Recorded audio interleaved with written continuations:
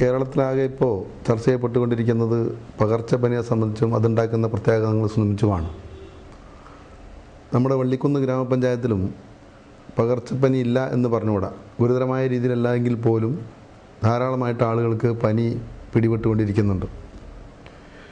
അതിനെ നേരിടുന്നതിന് വേണ്ടി ഗ്രാമപഞ്ചായത്തിന് കീഴിലുള്ള 2 പ്രൈമറി ഹെൽത്ത് സെൻ്ററുകളിലും ആവശ്യമായ മരുന്നും മറ്റ് സൗകര്യങ്ങളും ഏർപ്പെടുത്തിയിട്ടുണ്ട്. അത് പൂർണ്ണമായിട്ടും ബഹുജനങ്ങൾ ഉപയോഗിക്കണം എന്നാണ് ആദ്യമായിട്ട് സൂചിപ്പിക്കാനുള്ളത്. അതുപോലെ തന്നെ ചിക്കൻ ഗുനിയ, ഡെങ്കിപ്പനി പോലുള്ള പകർച്ചപ്പനികൾ പറന്ന് പിടിക്കാതിരിക്കുന്നതിന് ആവശ്യമായ രീതിയിലുള്ള മുൻകരുതലുകളോടുകൂടി ചില പ്രത്യേക പരിപാടികൾ ഗ്രാമപഞ്ചായത്ത് ആസൂത്രണം ചെയ്തിട്ടുണ്ട്. ഈ ഗ്രാമത്തിലെ മുഴുവൻ മെമ്പർമാരുടെയും അതേപോലെ തന്നെ വികസന സമിതി അംഗങ്ങളുടെയും വ്യാപാരികളുടെയും ബഹുജന സംഘടനകളുടെയും അങ്ങനെ തുടങ്ങി എല്ലാ ബഹുജനങ്ങളുടെയും യുവജന സംഘടനകൾ, ക്ലബ്ബുകൾ തുടങ്ങിയ എല്ലാ സാംസ്കാരിക സന്നദ്ധ സംഘടനകളുടെയും സഹകരണത്തോടു കൂടി ഇതിന് നേരിടുന്നതിനാവശ്യമായ ശുചീകരണ പ്രവർത്തനത്തിന് ഗ്രാമപഞ്ചായത്ത് നേതൃത്വം കൊടുക്കുകയാണ്. കഴിഞ്ഞ 20 മുതൽ 27 വരെയുള്ള ദിവസങ്ങളിൽ ഗ്രാമപഞ്ചായത്തിൽ മഴക്കാല പൂർവ്വ ശുചീകരണം നമ്മൾ വളരെ ഭംഗിയായിട്ട് നടത്തി. കഴിഞ്ഞ വർഷവും നമ്മൾ ഇതിനെ നേടുന്നതിന് വേണ്ടി നല്ല ഭംഗിയായ രീതിയിൽ തന്നെ ശുചീകരണ പ്രവർത്തനം നമ്മൾ നടത്തിയിരുന്നു.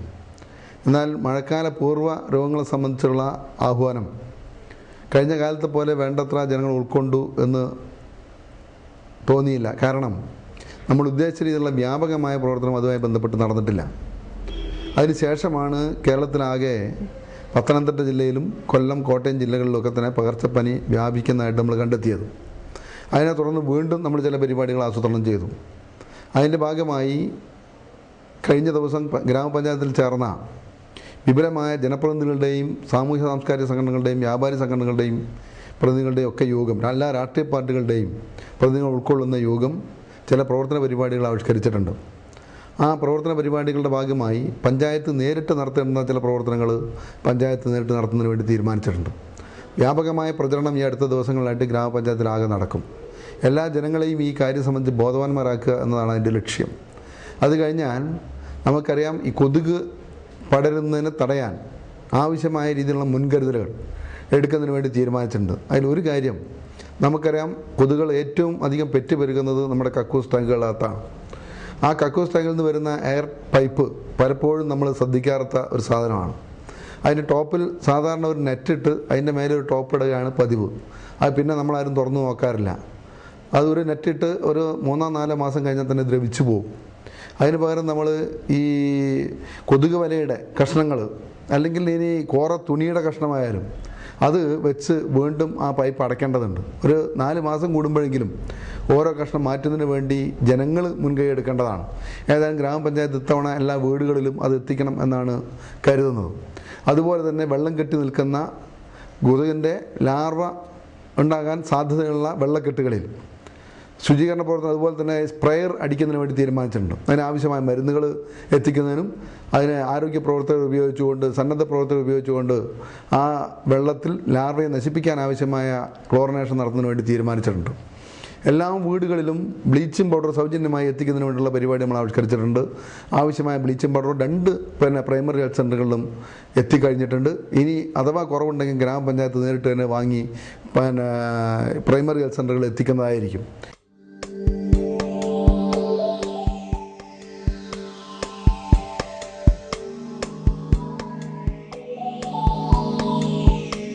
ആ പ്രൈമറി ഹെൽത്ത് സെൻ്ററിൽ എത്തിക്കുന്ന ബ്ലീച്ചിങ് പൗഡറുകൾ അത് സബ് സെൻ്ററുകൾ എത്തിച്ചു കഴിഞ്ഞാൽ വാർഡ് മെമ്പർമാർ അത് ഏറ്റെടുക്കുകയും വാർഡ് വികസന സമിതിയും ഗ്രാമസഭ അയൽക്കൂട്ടങ്ങളും മുഖേന, കുടുംബശ്രീ അയൽക്കൂട്ടങ്ങളും വികസന അയൽക്കൂട്ടങ്ങളും മുഖേന എല്ലാ വീടുകളിലും അത് എത്തിക്കുകയും എല്ലാ വീടുകളിലെയും കിണറുകൾ ക്ലോറിനേറ്റ് ചെയ്തു എന്ന് ഉറപ്പുവരുത്തേണ്ടതുമാണ്. മഴക്കാലം വന്നാൽ ഉടനെ തന്നെ നമ്മൾ ചെയ്യേണ്ടതാണ്. അങ്ങനെ ക്ലോറിനേറ്റ് ചെയ്ത് വെള്ളത്തിലെ അണുക്കളെ നശിപ്പിക്കാൻ നമുക്ക് സാധിക്കേണ്ടതുണ്ട്.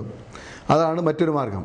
മറ്റൊന്നുള്ളത്, കക്കൂസിനകത്ത് നിന്ന് വളരുന്ന കൊതുകിനെ തടയാൻ മറ്റൊരു മാർഗം ക്ലോസറ്റിനകത്ത് അല്പം മണ്ണെണ്ണ ഒഴിക്കുക എന്നുള്ളതാണ്. വളരെ കാലമായി നമ്മൾ പറഞ്ഞുകൊണ്ടിരിക്കുന്നതാണ്, വീണ്ടും പറയുന്നത്, ആഴ്ചയിൽ ഒരിക്കലെങ്കിലും 1 ഔൺസ് മണ്ണെണ്ണ നമ്മുടെ ക്ലോസറ്റിനകത്ത് ഒഴിച്ച് കൊതുക് വളരുന്നതിന് നമുക്ക് തടയാൻ വേണ്ടി സാധിക്കണം. അത് ഒഴിച്ച് കഴിഞ്ഞാൽ അത് ടാങ്കിനകത്ത് വെള്ളത്തിലെത്തുകയും അത് മേലെ പറന്നു കഴിഞ്ഞാൽ കൂത്താളികൾക്ക് വളരാനുള്ള അവസരം ഇല്ലാതാവുകയും ചെയ്യും. അതിനുള്ള മുൻകരുതലുകൾ വീട്ടുകാർ എടുക്കേണ്ടതുണ്ട്. അതുപോലെ തന്നെയാണ് ഖരമാലിന്യ നിർമ്മാർജ്ജനം. കഴിഞ്ഞ തവണ നമ്മൾ 2 കാര്യങ്ങൾ നമ്മൾ പറഞ്ഞു. ഒന്ന്, പ്ലാസ്റ്റിക് മാലിന്യങ്ങളെ വേർതിരിച്ച് അത് ഒരു പ്ലാസ്റ്റിക് കവർ സൂക്ഷിച്ച് വെക്കണം എന്ന് പറഞ്ഞു. സൂക്ഷിച്ച് വെക്കണമെന്ന് പറഞ്ഞപ്പോൾ നമ്മൾ കരുതിയിരുന്നത് അത് സംഭരിച്ച് അത് പ്ലാസ്റ്റിക് വീണ്ടും റീസൈക്കിൾ ചെയ്യുന്ന സ്ഥാപനങ്ങളെ ഏൽപ്പിക്കണം എന്നാണ്. അത് വേണ്ടത്ര ചെയ്യാൻ വേണ്ടി നമുക്ക് സാധിച്ചിട്ടില്ല. ഏതായാലും വളരെ പെട്ടെന്ന് തന്നെ വീണ്ടും അത് ചെയ്യുന്നതിനാവശ്യമായ സൗകര്യങ്ങൾ നമ്മൾ ചെയ്യും. എന്തായാലും പ്ലാസ്റ്റിക്കുകൾ ഒന്ന്, നമ്മളതിൻ്റെ ഉപയോഗം കുറയ്ക്കുക. കറുപ്പ് കവർ തീരെ ഉപയോഗിക്കാതിരിക്കുക, കനം കുറഞ്ഞ കവറുകൾ ഉപയോഗിക്കാതിരിക്കുക. അഥവാ കൊണ്ടുവരുന്ന വീടുകളിലേക്ക് എത്തുന്ന കവറുകൾ തന്നെ ഇപ്പം ഞങ്ങൾ കരുതുന്നത് ഏതാണ്ട് ഒരു വീട്ടിലേക്ക് ശരാശരി ഒരു 10 കവറുകളെങ്കിലും ഒരു ദിവസം വരുന്നുണ്ടെന്നാണ്. അത് ഈ മാലിന്യത്തിന് വലിയ പങ്കുവഹിക്കുന്നതാണ്. അതുകൊണ്ട് അതിൻ്റെ ഉപയോഗം പരമാവധി കുറയ്ക്കുകയും അത് കുറച്ച് കഴിഞ്ഞതിന് ശേഷം അത് കൊണ്ടുവരുന്നത് തന്നെ കഴുകി ഒരു കവറിലിട്ട് സൂക്ഷിക്കുകയും ചെയ്യുക. മറ്റൊന്ന്, ഖരമാലിന്യങ്ങളാണ്. അടിച്ചു വാരുന്ന ചണ്ടിയും അതേപോലെ തന്നെ വീട്ടിൽ നമ്മൾ പാത്രം കഴുകിയും മറ്റും പുറത്ത് കളയുന്നതും. ഈ പാത്രം കഴുകി പുറത്ത് കളയുന്ന വെള്ളത്തെ ഒഴുക്കാൻ ഒരു സോക്ക് ബിറ്റ് എല്ലാ വീടുകളിലും നിർമ്മിക്കണം എന്ന് നമ്മൾ നേരത്തെ നിശ്ചയിക്കുകയും കുറേ കുടുംബങ്ങളിലെങ്കിലും അതിനാവശ്യമായ സാമ്പത്തിക സഹായം നമ്മൾ ചെയ്തു കൊടുക്കുകയും ചെയ്തിട്ടുണ്ട്. എൻ്റെ കുറേ വീട്ടുകാർ പുതിയ വീടുകളൊക്കെ ഉണ്ടാക്കുന്നുണ്ട്. ഉണ്ടാക്കാത്ത ആളുകൾ അതിനാവശ്യമായിട്ടൊരു സോക്ക് ബിറ്റ് ഉണ്ടാക്കി അത് മൂടി വയ്ക്കാനും ഈ വെള്ളത്തെ അതിലേക്ക് ഒഴുക്കി വിട്ട് അതിൽ നിന്ന് കൂത്താളികൾ വളരാനുള്ള സാഹചര്യം ഇല്ലാതാക്കുന്നതിന് വേണ്ടി ശ്രമിക്കേണ്ടതുണ്ട്. മറ്റൊന്ന്, ഖരമാലിന്യങ്ങളാണ്. അടിച്ചു വരുന്ന ചണ്ടി മഴക്കാലം അല്ലെങ്കിൽ കത്തിച്ച് കളയാൻ വേണ്ടി നമുക്ക് സാധിക്കും. മഴക്കാലമാകുമ്പോൾ സ്വാഭാവികമായിട്ടും അതിന് കഴിയാതെ വരും. അതിന് മാർഗം അതിനൊരു കുഴി ഉണ്ടാക്കി ആ കുഴിയിൽ നിക്ഷേപിക്കുക എന്നുള്ളതാണ്. നാളെ അത് കമ്പോസ്റ്റായിട്ട് മാറാൻ കഴിയുന്ന രീതിയിൽ ഒരു കുഴി നിർമ്മിച്ച് ആ കുഴിക്ക് അടപ്പിട്ടിട്ട് അതിനകത്ത് മാലിന്യങ്ങൾ ഇല്ലാതാക്കാൻ, ചീഞ്ഞളിഞ്ഞ് ദുർഗന്ധം വയ്ക്കാതിരിക്കാൻ ആവശ്യമായുള്ള രീതിയിലുള്ള കാര്യങ്ങൾ നമ്മൾ ചെയ്യേണ്ടതുണ്ട്. കുമ്മായം വെതറിയോ മറ്റോ അതൊക്കെ തന്നെ ഇതാക്കി ഇടേണ്ടതുണ്ട്. അത് അങ്ങനെ ആകുമ്പോൾ ഇതിൻ്റെ ഈ കമ്പോസ്റ്റ് ആയി കിട്ടുന്നതിനും എളുപ്പമാകും. ആ രീതിയിലുള്ള സംവിധാനങ്ങൾ വീടുകളിൽ നമ്മൾ ചെയ്യേണ്ടതാണ്. അത് കൃത്യമായിട്ട് ചെയ്തു എന്ന് ഉറപ്പുവരുത്താൻ ഓരോ കുടുംബങ്ങളും ശ്രദ്ധിക്കേണ്ടതുണ്ട്. ഒരു കാര്യം വളരെ വ്യക്തമായി കുടുംബങ്ങളോട് സൂചിപ്പിക്കാനുള്ളത്, അസുഖം നമുക്ക് വന്ന് നമ്മുടെ വീട്ടിൽ ഒരംഗത്തിന് വന്നാൽ അല്ലെങ്കിൽ നമ്മുടെ അയൽവക്കത്തെ ഒരംഗത്തിന് വന്നാൽ നമുക്ക് പിടിപെടാൻ അധികം താമസമില്ല. അതുകൊണ്ട് നമ്മുടെ പരിസരം വൃത്തിയായി സൂക്ഷിക്കേണ്ടത് നമ്മുടെ കടമയാണ്. വ്യക്തി ശുചിത്വം മാത്രം പോരാ, പരിസര ശുചിത്വവും ഈ കാലഘട്ടത്തിൽ വളരെ അത്യാവശ്യമാണ്. അതുകൊണ്ട് ഈ പറഞ്ഞിട്ടുള്ള കാര്യങ്ങളിൽ കുടുംബങ്ങൾ തന്നെ മുൻകൈ എടുത്തുകൊണ്ട്, സ്വയം മുൻകൈ എടുത്തുകൊണ്ട് ആ വൃത്തി ഉണ്ട് എന്ന് ഉറപ്പുവരുത്തേണ്ടത് കുടുംബങ്ങളുടെ ബാധ്യതയാണ്. അത് പരിശോധിക്കുന്നതിന് വേണ്ടി ആരോഗ്യ പ്രവർത്തകരെയും അതേപോലെ തന്നെ അയൽക്കൂട്ട കുടുംബശ്രീ പ്രവർത്തകരെയും പഞ്ചായത്ത് ഏർപ്പാട് ചെയ്തിട്ടുണ്ട്. അവർ വീടുകളിൽ വരുമ്പോൾ അവരുമായിട്ട് പരിപൂർണമായിട്ട് സഹകരിക്കണം എന്ന് അഭ്യർത്ഥിക്കുകയാണ്. അതുപോലെ തന്നെയാണ് പഞ്ചായത്ത് ഏറ്റെടുത്ത് ചെയ്യാൻ ഉദ്ദേശിക്കുന്ന കാര്യങ്ങളെ സംബന്ധിച്ച് സൂചിപ്പിച്ചു. കൊതുക് വരുന്ന സ്ഥലങ്ങളിൽ സ്പ്രേയർ അടിക്കാൻ തീരുമാനിച്ചിട്ടുണ്ട്. അതുപോലെ തന്നെ ഈ കൊതുക് വല കൊടുക്കുന്നതിന് വേണ്ടി തീരുമാനിച്ചിട്ടുണ്ട്. അങ്ങനെ തുടങ്ങി പഞ്ചായത്ത് ഏറ്റെടുത്ത് നടത്തേണ്ട എല്ലാ കാര്യങ്ങളും അത് സമയത്ത് ഏറ്റെടുത്ത് നടത്തും. കഴിഞ്ഞ ആഴ്ചയിൽ തന്നെ ഒരു നോട്ടീസ് തയ്യാറാക്കി എന്താണ് ചെയ്യേണ്ടത് എന്നതിനെ സംബന്ധിച്ച് എല്ലാ വീടുകളിലും ഒരു നോട്ടീസ് എത്തിച്ചിട്ടുണ്ട്. അതനുസരിച്ച് അതിൻ്റെ പ്രവർത്തനങ്ങൾ നിങ്ങൾ ഏറ്റെടുക്കണം എന്ന് വീണ്ടും അഭ്യർത്ഥിക്കുകയാണ്. ഈ പ്രവർത്തനത്തിൽ ഏത് തരത്തിലുള്ള സഹായവും ചെയ്തു തരാൻ ഗ്രാമപഞ്ചായത്ത് എപ്പോഴും ഒരുക്കമാണ്. ഇതുപോലുള്ള മാലിന്യ പ്രശ്നങ്ങൾ വരുമ്പോൾ ആ പ്രശ്നങ്ങൾ നമ്മുടെ ശ്രദ്ധയിൽ സൂചിപ്പിക്കാൻ, പഞ്ചായത്തിൻ്റെ ശ്രദ്ധയിൽ കൊണ്ടുവരാനും അവയ്ക്ക് പരിഹാരം കാണാനും നമുക്ക് ഒന്നിച്ച് ശ്രമിക്കേണ്ടതുണ്ട്. അതിന് ഈ ഗ്രാമപഞ്ചായത്തിലെ മുഴുവൻ രാഷ്ട്രീയ പാർട്ടികളും ബഹുജന സംഘടനകളും അതേപോലെ തന്നെ വ്യാപാരി സംഘടനകളും യുവജന സംഘടനകളും ക്ലബ്ബുകളും എല്ലാം പൂർണ്ണമായ സഹകരണം ഗ്രാമപഞ്ചായത്തിന് ഉറപ്പ് നൽകിയിട്ടുണ്ട്. ആ സഹകരണത്തോട് നമുക്ക് മുന്നോട്ട് പോകാൻ വേണ്ടി കഴിയണം എന്നാണ് അഭ്യർത്ഥിക്കാനുള്ളത്. മറ്റൊരു കാര്യം, നമ്മുടെ തെരുവോരങ്ങളിലെയും അങ്ങാടികളിലെയും മാലിന്യമാണ്. നമ്മളെ ഇന്ന് അലട്ടുന്ന ഒരു വലിയ പ്രധാനപ്പെട്ട പ്രശ്നമാണ് അങ്ങാടികളിലെയും അതേപോലെ തന്നെ തെരുവോരങ്ങളിലെയും മാലിന്യങ്ങൾ. ചില വീട്ടുകാരെങ്കിലും അവനവൻ്റെ വീട്ടിൽ നിന്ന് പുറന്തള്ളപ്പെടുന്ന മാലിന്യങ്ങൾ റോഡരികത്ത് നിക്ഷേപിക്കുക എന്നുള്ളതൊരു സ്വഭാവമായി മാറിയിട്ടുണ്ട്.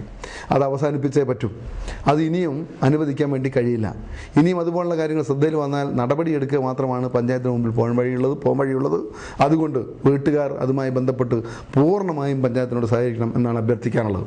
മറ്റൊരു കൂട്ടർ നമ്മുടെ കോഴിക്കച്ചവടക്കാരാണ്. കോഴി കച്ചവടം ചെയ്യുന്നവർക്ക് ഇപ്പോൾ നമ്മൾ ലൈസൻസ് പുതുക്കുന്നില്ല. കോഴിയെ വിൽക്കാൻ മാത്രമാണ് ലൈസൻസ് ഉള്ളത്. കോഴി അറുത്ത് വിൽക്കാൻ ലൈസൻസ് ഇല്ല.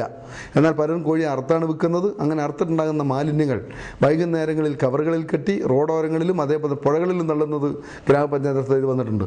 ജനങ്ങളോട് ഞങ്ങൾക്ക് പറയാനുള്ളത്, ഇതുപോലുള്ള സംഭവങ്ങൾ ആരാണ് ചെയ്യുന്നതെന്ന് നോക്കി അവരെ നേരിടാൻ ആവശ്യമായ ഒരു തൻ്റെ നമ്മൾ ജനങ്ങൾ കൈവരിക്കണം. ഏത് നടപടിയും സ്വീകരിക്കാൻ പഞ്ചായത്ത് എപ്പോഴും ഒരുക്കമാണ്. പഞ്ചായത്തിൻ്റെ ശ്രദ്ധയിൽ കൊണ്ടുവന്നാൽ ആ രീതിയിലുള്ള നടപടികൾ എടുക്കുകയും ചെയ്യും.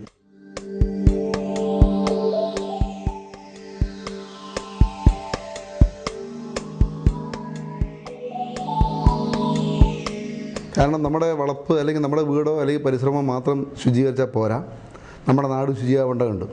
ആ തെരുവോരങ്ങൾ വൃത്തിയാക്കുന്നതിന് വേണ്ടി സന്നദ്ധ സംഘടനകളുടെ നേതൃത്വത്തിൽ ഈ ആഴ്ചയിൽ വളരെ സജീവമായിട്ടുള്ള പ്രവർത്തനങ്ങൾ നടക്കും. അതിനോടുകൂടി എല്ലാ ജനങ്ങളും സഹകരിക്കണം എന്നാണ് അഭ്യർത്ഥിക്കാനുള്ളത്. മറ്റൊന്ന് അങ്ങാടികളിലെ മാലിന്യം സംബന്ധിച്ചാണ്. അങ്ങാടികളിലെ മാലിന്യം പ്രധാനമായിട്ടും വരുന്ന കടകളിലൂടെയാണ്.